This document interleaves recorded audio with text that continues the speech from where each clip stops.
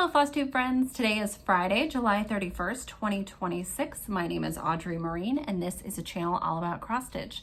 It has not been very long since my last regular Flosstube update, but I did promise you guys a Christmas in July wrap-up video by August 1st, so here we are. I did get a lot of Christmas stitching done this month. More, I think, than I expected, more than I had any reason to believe I could. I didn't stitch on any samplers but one, and that was Maria Wales Newson, which I am stitching as part of a stitch along with other members of the Friends of Hands Across the Sea Samplers Facebook group. So I wanted to make sure I could get my July assignment done. I did, I submitted, it was accepted. And so I'm all good for another month. You know, August is coming at us very soon, and then I'll be thinking about Maria again. And of course, my other samplers, especially as we get closer to September, because September is, of course, Sampler September. Now, I stitch samplers all the time. So this month, it was kind of weird for me to just focus on smalls and seasonal pieces, but I had a lot of fun doing it. So the first thing that I started was the Gingerbread House Needlebook by Stacy Nash. Now, I don't have a good printout because I purchased the PDF as a part of the Jingle Ball a couple years ago. So I have a great PDF, but a really crappy printout. So I'm sure many of you are now familiar with this piece. I am making a few changes. So you'll see that right here, I have stitched an entire window in its entirety, a full window right here. There in the pattern is a sleigh out front with a Christmas tree in it. I plan to put the Christmas tree inside the house, so kind of stitch it behind the window panes here, and I've eliminated the sleigh. The door here, I have stitched down from the top and then up from the bottom because Stacy has designed a wreath to go on the front of the door.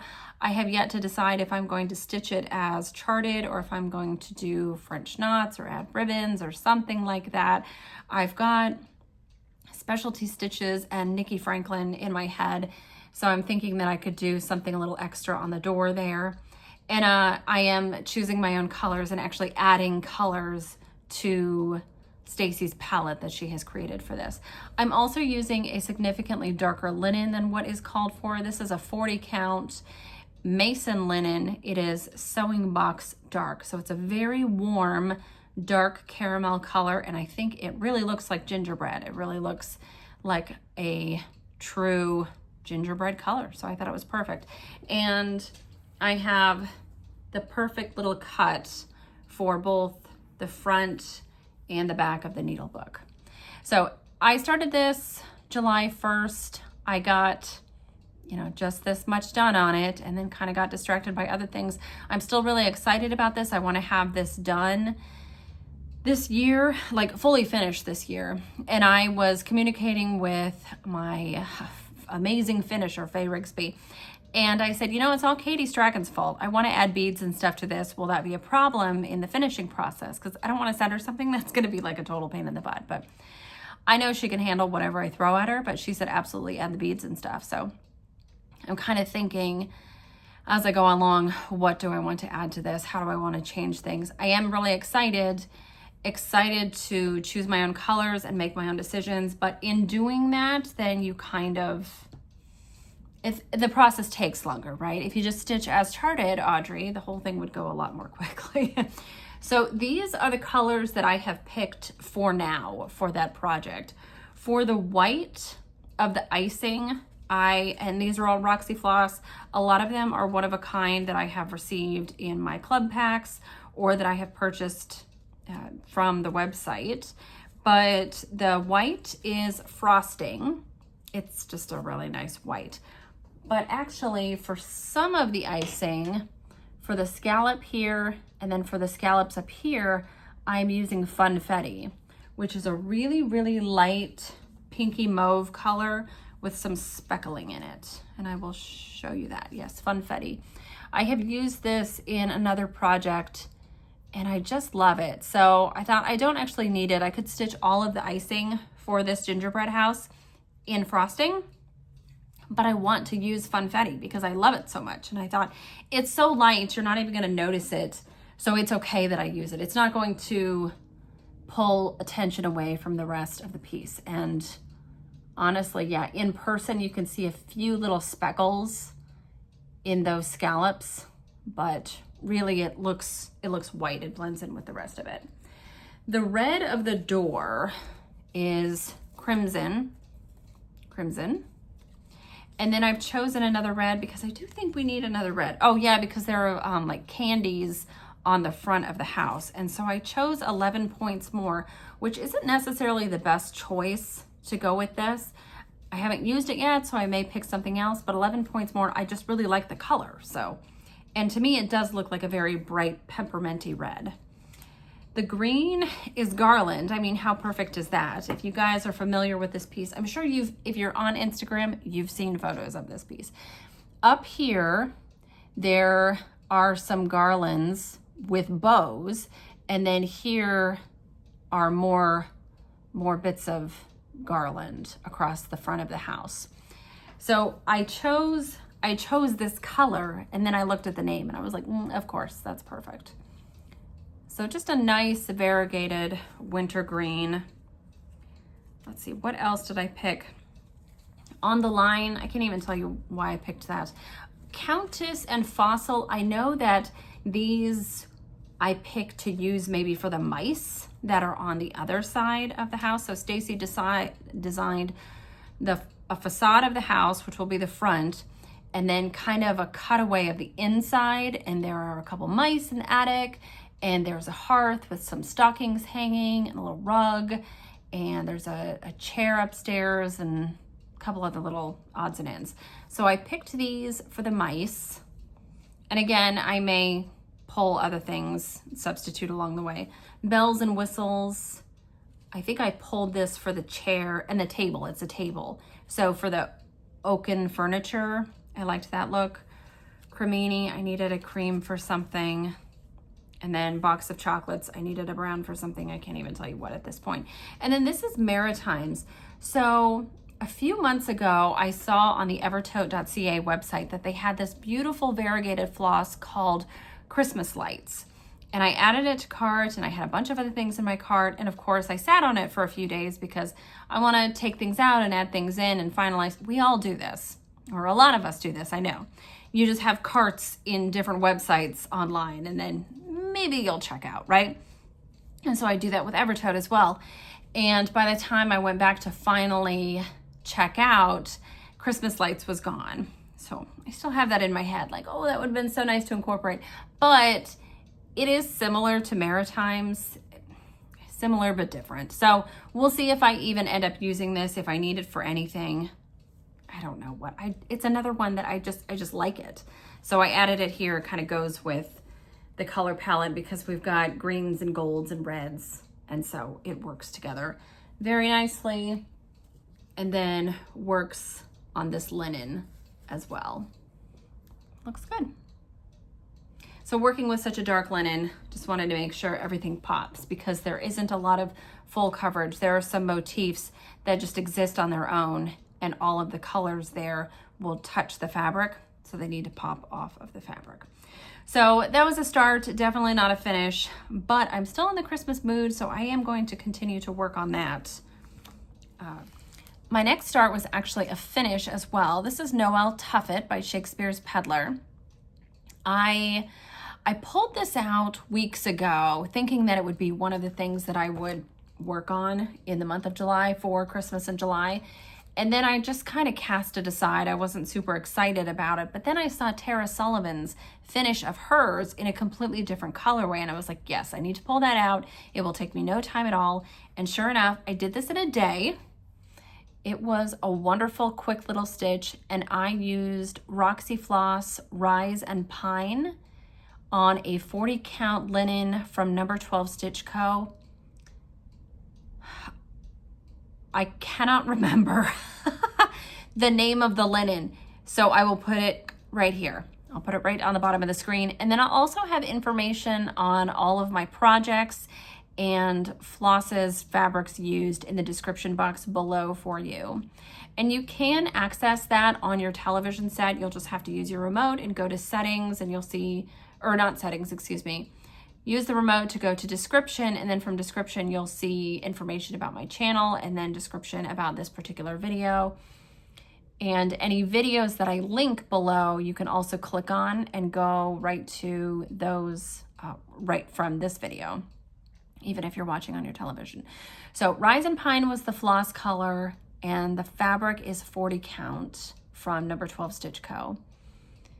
It's Peppermint Ice. That's what it is. It's Peppermint Ice. I knew it was ice something, but I couldn't quite remember. But very quick, fun little stitch. I am debating between a pillow and an ornament finish, but I'm kind of thinking an ornament finish. Even though I really would like to have this in a pillow, that's actually my preference. I know that I can finish a cute little ornament, and I will show you some ornaments that I made recently. Very excited about those. But cute little charts, readily available from most shops and from kittenstitcher.com, if nowhere else. I think you can actually, because it's Teresa's chart, Shakespeare's Peddler, Kitten Stitcher, Teresa Vanette. If you prefer a PDF, you may be able to get the PDF of that directly from kittenstitcher.com. All right, the next thing that, well, actually, I didn't even know. At this point, I don't know if we're going in order, so I'll just show you another thing that I started was Sweet Moon by Teresa Kogut. This was something that I purchased in January at the attic. It was the only chart that I purchased on that trip. And I actually remember in March when I met up with a friend, I was telling her about how I didn't buy any charts at the attic. And she was like, yes, you did. And I was like, which one? She reminded me that I bought this. And so I've been thinking about it and, you know, am I actually going to stitch it and am I not going to stitch it? Well, I pulled colors for it and I pulled fabric for it a while ago, ages ago, weeks ago, shortly after that conversation with my friend where she reminded me that I made this purchase. Once I started it, I had a lot of fun with it. So I'm so glad that I started it. I have made wonderful progress. These are the colors that I have pulled. Now the yellows are super fun in particular. These yellows are from a one-of-a-kind club from July of last year, I see. So I mark all of the cards. If they're from my one-of-a-kind club, I mark the month and year and write OOAK so that I know I probably can't get any more of it. But, okay, these are from the club pack. These are all in the same range, so they work really well together. And they are Maized and Confused, Sunny Disposition. Sunny Disposition, this one here, is what I'm using for the body of the coat. So I have used a lot of that. Cobb's Your Uncle and Driving Me Daisy. Driving Me Daisy, I think, is also one that I used in Clover, the Bumblebee animal cracker that I finished just earlier this month. I've also pulled Moonlight. Now, Moonlight is just the palest yellow. I have on here that it is another one of a kind, but I would have just purchased it from the website. I didn't receive it in a club pack. And Moonlight, I will be incorporating into this piece. I will show you. I've got Suit Yourself as a red velvet as a darker red. This is for the, you know what, I haven't even showed you the piece.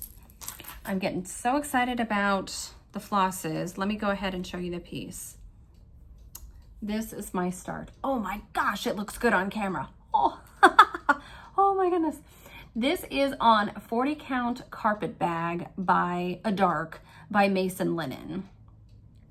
So I know that the trees on the bottom there to the camera are kind of disappearing a lot, but in person you can see them. And it doesn't bother me that they are not too vibrant. They're not jumping off the fabric. I don't need them to do that because Santa is. So you can see I've done a lot of Santa's coat. I've just got a bit of his chest and one arm left to do. Still quite a bit of stitching to go though with all of that, and his face, his beard, his hat. But I have a couple deer in. And then I'm kind of, you know, adding in a few things. So this is the chart, and this is what I have. Can we see the comparison? There we go. So you can see there that I've added a little bit of white scattered throughout as little snowflakes. kind of created little mounds of snow on the ground, changed how the snow lays on the trees. And then for the wreath, this is the thing I'm really excited about. For the wreath, I did that in French knots. A lot of French knots. 3 lengths of thread worth of French knots. You can see that. I messaged Ellen Reed and said, I was thinking of you the whole time. She hates French knots. She was like, why would you do that voluntarily? But it looks really nice. Another thing that I've done is with these 2 reindeer. There are more reindeer to add, but Teresa in the chart has the reindeer body and antlers charted in just one color. I did that for this one. And then when I got up to this reindeer, I chose a different color for his body because I thought I would just mix it up, do different colors for different deer. And then I actually ran out of thread just as I was finishing his head. So I thought, well, if I have to get another thread just to do the antlers, I might as well pick a different color, a lighter color, something like antlers. So I went ahead and did that.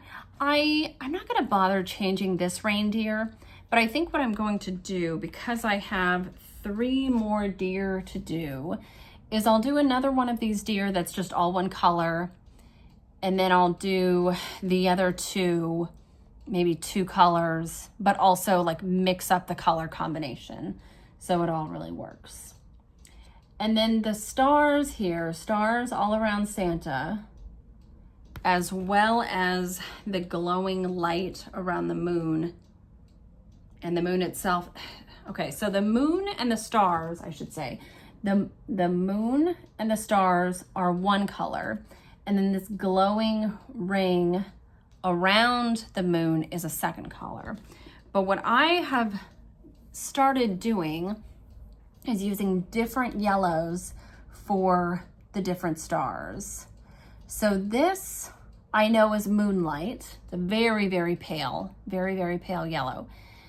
This is Driving Me Daisy. And then these 2 stars down here are Cobb's Your Uncle. So far in the stars, I have these 3 colors. And I'm going to continue to use, I think, these colors. I like these best. And maybe we just leave these 2 stars on the bottom that I have already stitched in that medium and use just the light 2 yellows for what's left. So yes, I'm making this more complicated than it has to be, but I like how it's turning out. I'm having a lot of fun with it. So this is really, really cute. I really like this. So my hesitation in stitching this was that I wasn't sure I was going to want to put so much time and effort into a large seasonal piece. Why? I don't know, because I have spent so much time stitching Christmas ornaments that also only come out for 1 month a year. I don't know. But I'm having a lot of fun with this. So I'm glad I just went ahead and started it. And I think that carpet bag is the perfect fabric for it. Now the called for fabric is a Picture This Plus. It's Shadow. So I think that's a really, really, really dark gray. And I have Dark Soil by XJU. That would have worked. I wanted to order Dusk from Evertote, but I ended up not ordering it. And it's okay because I think this carpet bag is working. And if I get Dusk for a future project, that'd be great. But I think everything works really well here. So let me real quick go through the flosses. I already went through the yellows. The reds are Suit Yourself and Red Velvet. The brown, Kisses.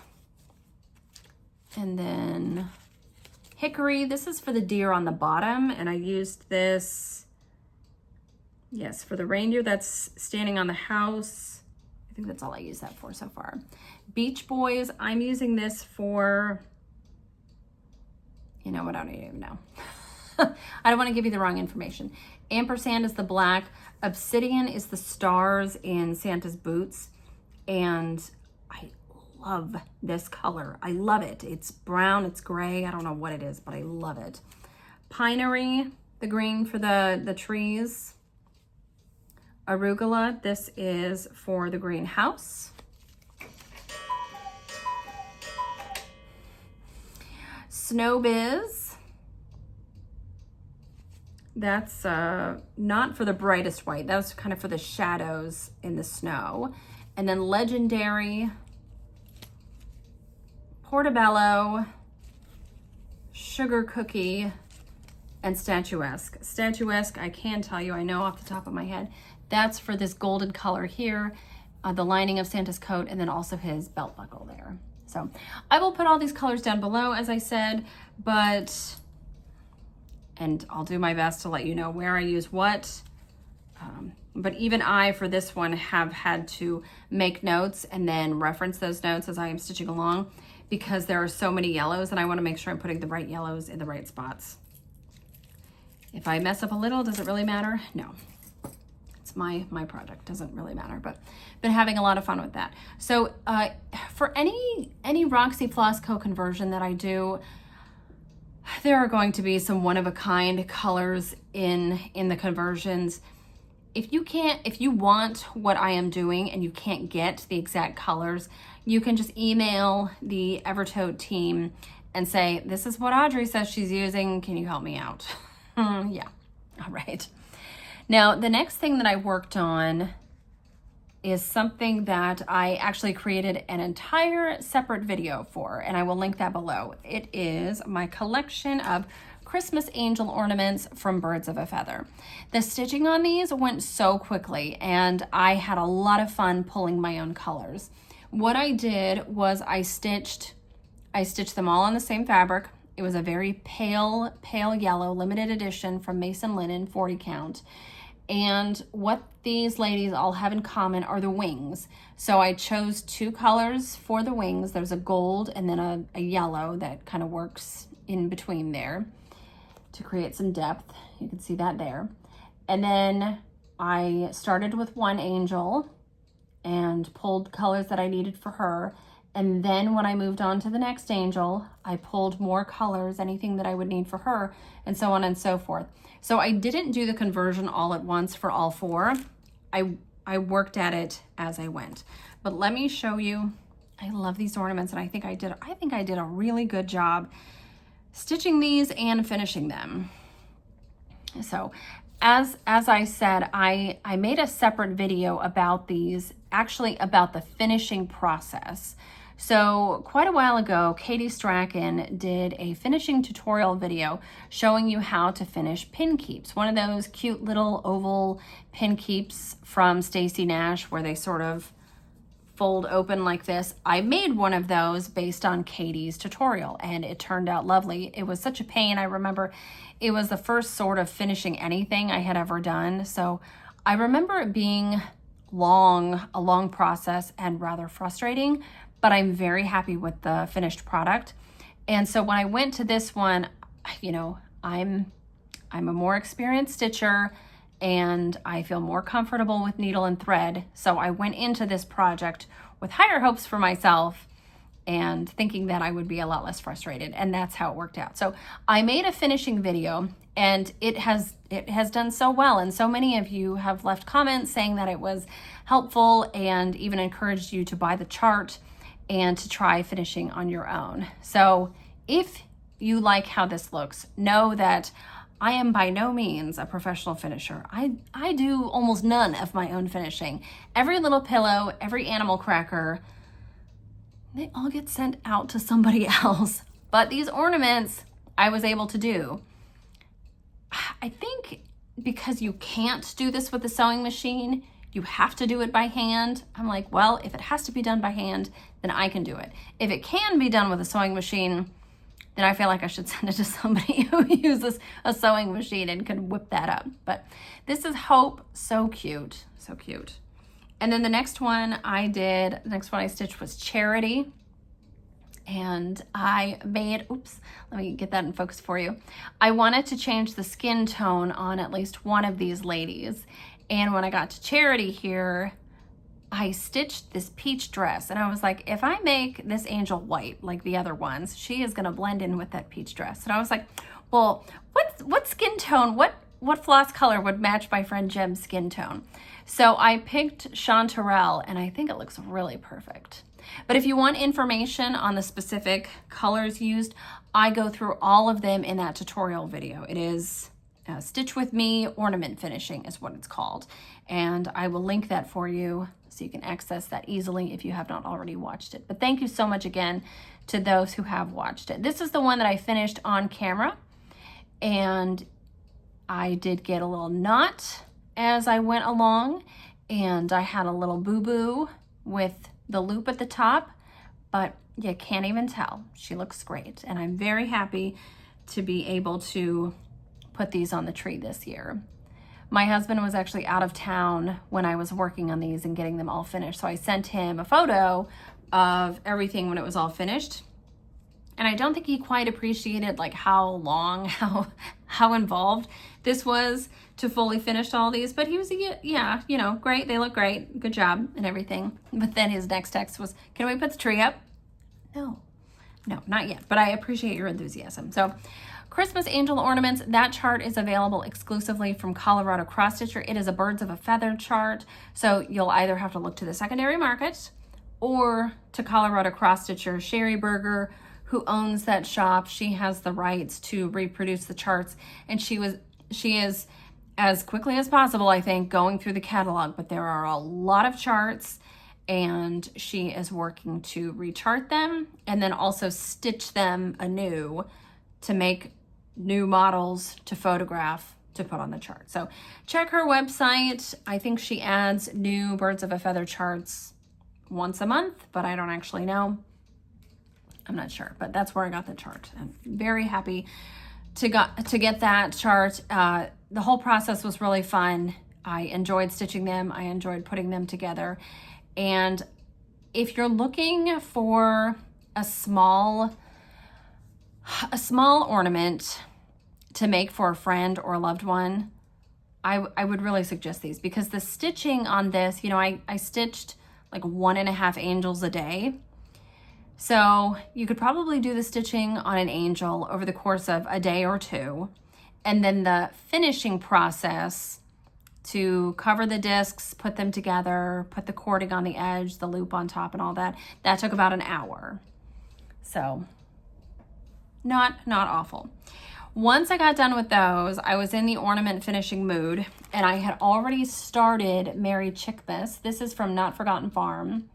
This is something that I picked up from Cranberry Bog Cottage a couple years ago when I was there. And I, again, used Roxy Floss for this. Conversion information in the drop-down box below. And I stitched it up, and I fully finished it. Look at me go. And this one was a little tricky, but it's so cute. So I finished the stitching on this, and you can see that I stitched it a little differently than as charted. You can see there are little gold sparkles throughout here. I used an accentuate to add little sparkly bits to the branches. It's supposed to have red at the end of each branch. Well, I started with the red, but I wanted to carry my thread because I didn't want to stitch one red stitch and tie it off and one red stitch and tie it off. No, we're not doing that.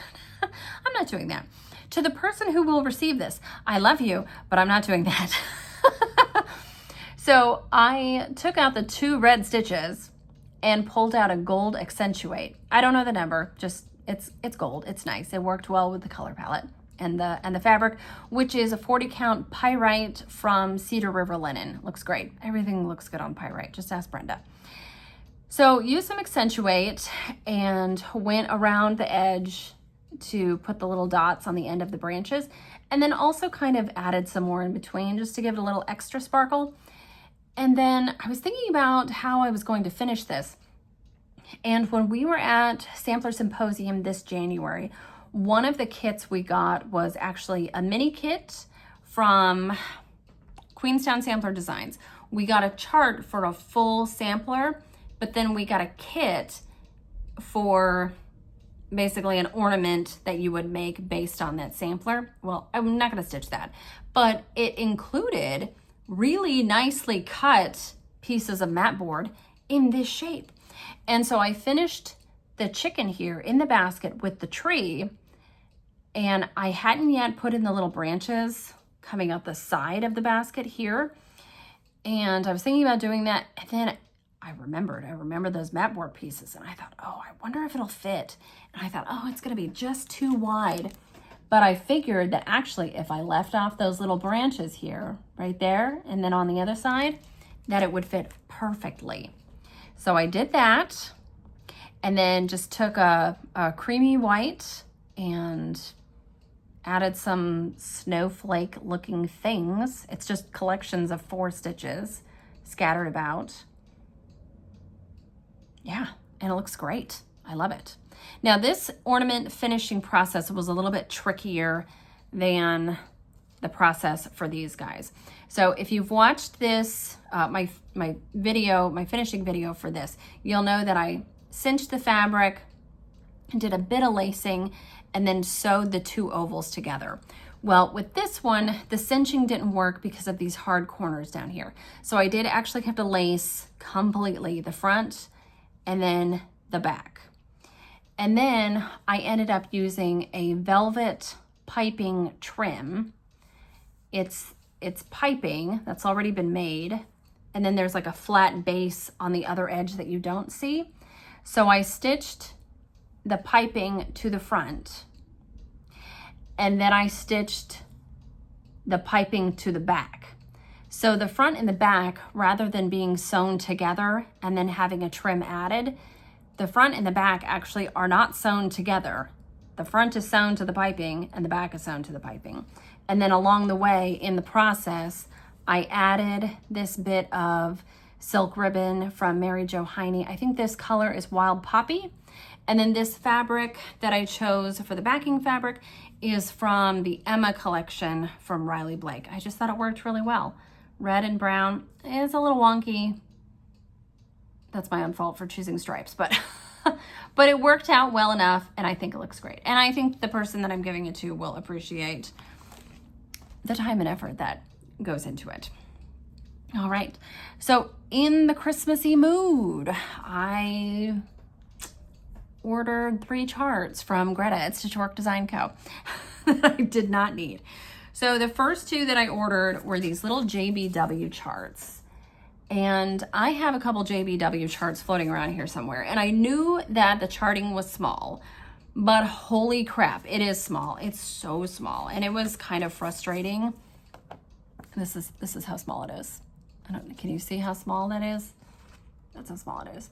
So kind of frustrating to work off of.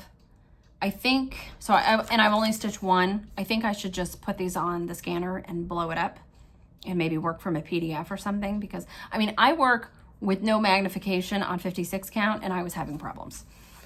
So not great, but I thought these were really cute little designs. I thought they would stitch up quickly, be easy monochromatic pieces for me to keep for our family, and then also to stitch again if I wanted to for gifts.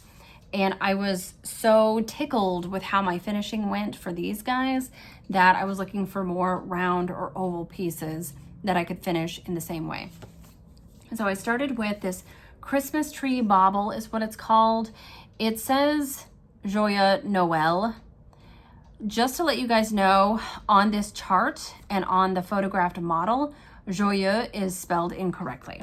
So I did double check this. I'm not just saying that. So I made the change there. It was easy enough to change the A to a U, and that's all you have to do. And then also I added the tréma above the E, the 2 dots, because in French, you would want the 2 dots over the E, because then it denotes another syllable. Thank you. Otherwise it would just be Noel. So Joyeux Noel. So I just made those 2 little changes. It was very easy to do. And actually in the chart, which I didn't notice when I was making the purchase online, there are beads on this piece. And it's just white beads. I think Mill Hill beads. Yeah, Mill Hill Petite White, and she gives you the number that she uses. And this model was stitched over 1 on 28. I stitched mine over 2 on 56, so it would be the same size as the model actually. This is just a piece of mystery linen. I think it's from Jody, but I don't know what color, so I'm not even gonna guess. But it is 56 count linen, and I used a 100.3 in 664.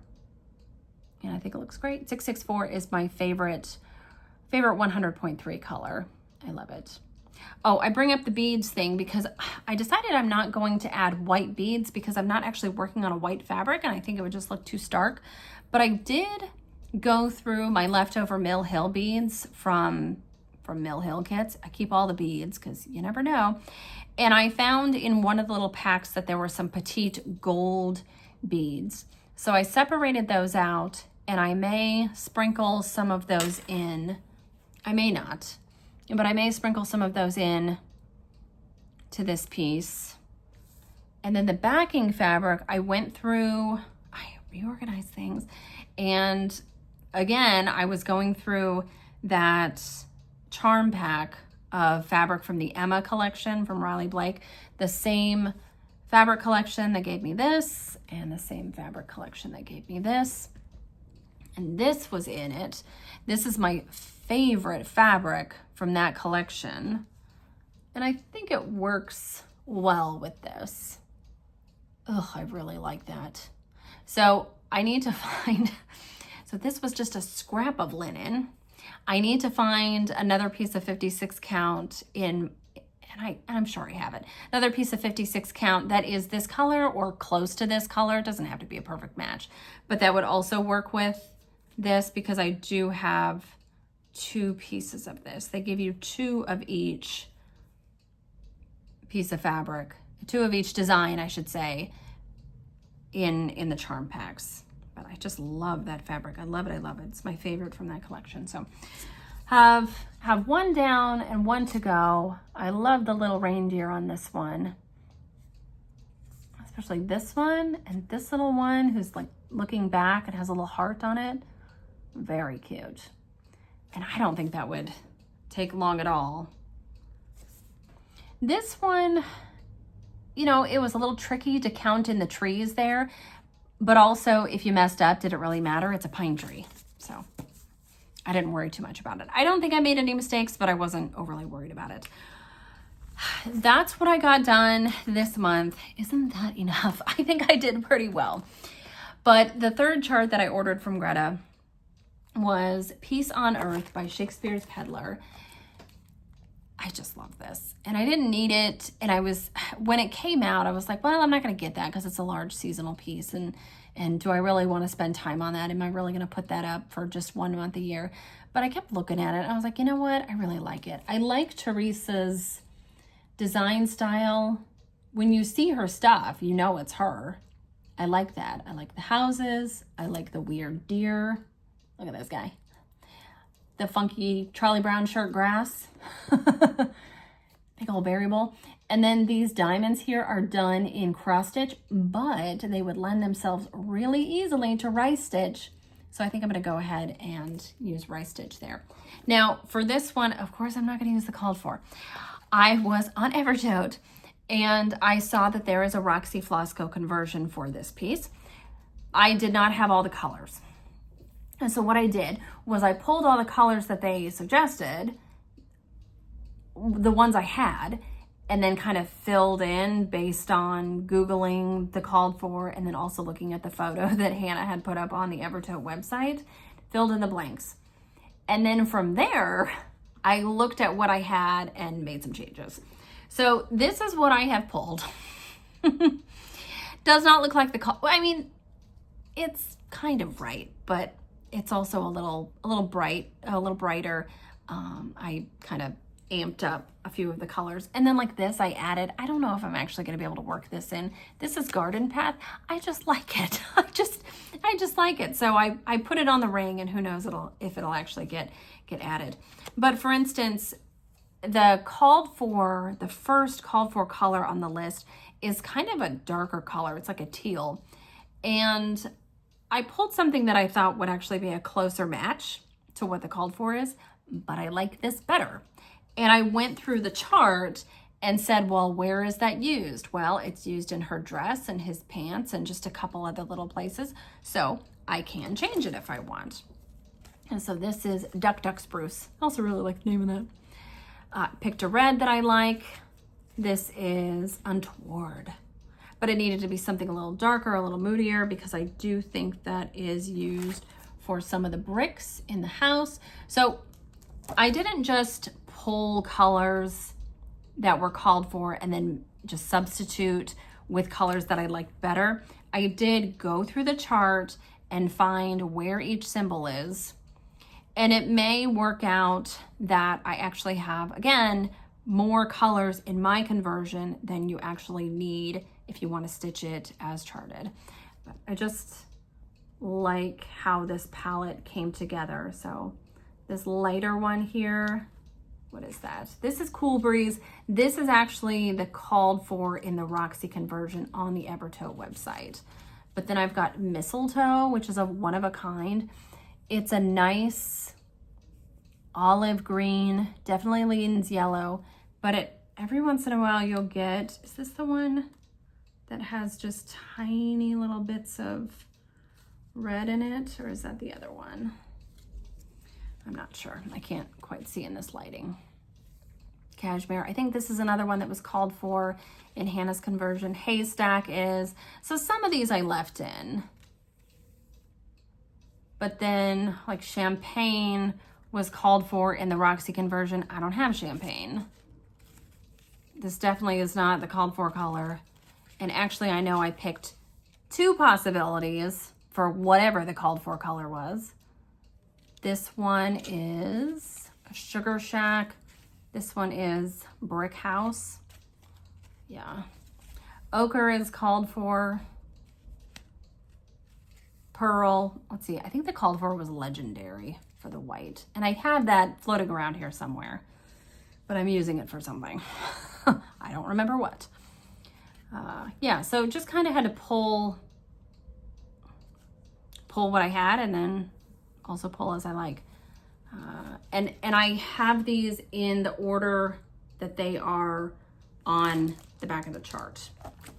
So it makes sense when I'm going through it. It just may mean that it takes me a while to pull a floss when I'm consulting the chart.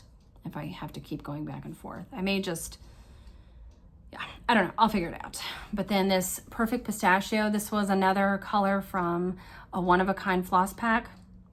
I just really liked it, and I thought it worked well with the other colors that I chose. Antique Wedding Dress. I know the called for in the chart is grits, and Evertoe had picked something else that was pretty white, really white, like Betty White or something. And I thought, well, if it's grits, I can go a little bit more on the creamy side. So I chose Antique Wedding Dress. And then Moss, I think this is my substitution for Lily Pad. And then again, this is Garden Path. I don't know what I'm going to do with it, if anything. And the fabric that I have chosen as of right now is 40 count Gallows Hill from Needle and Flax. I think the model is stitched on natural. I think that's what it's stitched on. I'll have to check, but I was looking at something much more modeled. I was looking at Brea by Needle and Flax. I had to check my 40 count fabric because I like to just use one strand of cotton floss on 40. It does work nicely on 46 count just fine, but with the dense coverage that you have in the house and the berry bowl, like the big house, the grass on the bottom and that berry bowl, 40 count is the way to go, not 46. 46, I would have a lot more options, but I like Gallows Hill. This looks good. Good job, Audrey. Yeah. So as I go along with this, I'll let you guys know what additional changes I make or substitutions I make or what I add as I go. I feel really good about the Halloween decorations that I have, and I have some new Halloween finishes coming from my finisher, and I'm very excited about that. So I think once we get into the fall, I'm not going to feel this compulsion to stitch Halloween projects. So maybe in October-ish, instead of starting Halloween projects or finishing Halloween projects, because I think I've wrapped those up. Maybe I'll start this. And it's not huge. I think it's about 240 by 240. Not bad. That house is gonna take a long time though. And the Peace on Earth there, I'm not sure if I'm going to leave that in or if I'm going to chart something else and kind of toying with some other phrases. I don't know, we'll see. I can just avoid it until the very end, right? I always start in the top left corner and then work a little bit over to the middle and then kind of go down is usually my MO. So I start here and then go this way, and then I go down, and then I kind of just fill it all in. So Peace on Earth can definitely be the last thing I add. And then Teresa in this chart, she includes numbers, so you can change the numbers here.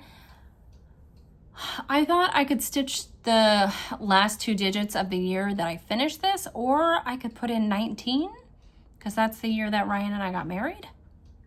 Like our house looks like that, and like we look like that. Look at us, we're so cute. Look at our little deer pet. Oh, it's so cute. So I really like this. I think Teresa does big Christmas charts really well. There are a couple others that I would like, but let's get to this one first, shall we? All right, so that's what I have completed. Christmas in July, yay, I got stuff done. And I did I say that I got my July section of Maria Wales Newson done? I did do that. So I want to get more progress on some of my samplers that I already have going. And then of course I'm thinking about all the ones that I want to start, but I want to stitch more ornaments. I want to stitch more ornaments, and I want to finish more ornaments, and I want more new ornaments on my tree this year. And then also we are getting closer to the 2 retreats that I'm going to be attending in the fall. And as I said on a previous video, I do want to make a few little gifties. Like, people don't get excited, okay? Don't get excited. Although Jem told me, I knew this was going to happen, but Jem told me, she's like, you're going to make one of those girls for me, right? I was like, yeah, fine. She is so cute. She is so cute. Yes, but please go ahead and check out that ornament finishing video if you haven't already. Thank you so much to everyone who's already watched it and left a kind comment. It seems like it was really helpful, and I'm so glad. I'm so glad. I am very proud of that video. I think I did a good job. But thank you so much. Thank you guys for watching, and let me know what you guys have been working on. Have you been working on Christmas in July? Are you deep into fall? Or are you ignoring all the seasons and just stitching samplers? What are you doing?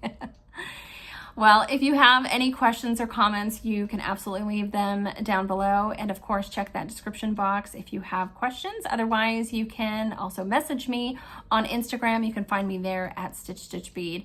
But I think you can expect another regular Flosstube video from me in a few weeks. We're going to give it a little bit longer than we did this time. Let me get some progress on some of these projects. Maybe I will have a finished Sweet Moon. Maybe I will have a couple new starts. Who knows? But thank you so much, and very happy stitching to you all.